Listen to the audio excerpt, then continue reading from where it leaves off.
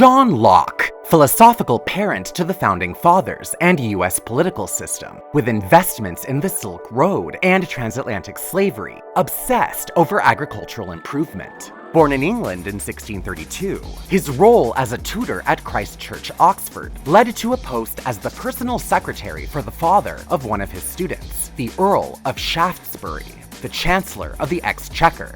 Locke soon discovered Shaftesbury's significant participation in a variety of colonial American trade and plantation councils, such as the Board of Proprietors for Carolina, a new colony King Charles II gifted to 8 monarchist parliamentarians, who supported the 1660 restoration of the English crown. Locke then became the colony's secretary, who eventually wrote its constitution around the time he also wrote his Letter on Toleration and his 2 treatises on civil government.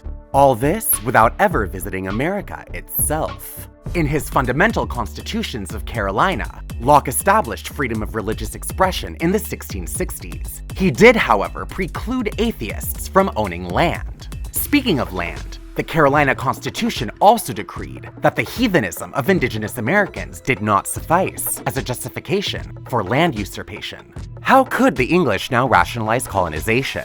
Locke reflected philosophically on the human state of nature, an imagined condition preceding government. In his 2 treatises of government, Locke writes that in the beginning, all the world was America. He describes a fantasy primordial egalitarianism inspired by Christianity's concept of equality before God. Civil society and government arose from this to maintain order and protect property. How then did people first begin to own property? Locke inaccurately refers to Indigenous America as an example of a region before government. He regarded its kings like Wahun Seneca of the Powhatan as no more than generals. Since they existed in a state of nature without cultivating or improving the land, natives did not own land and thus did not have government. The English, now burgeoning capitalists, improved the land and thus owned the land, and thus had government and civilization.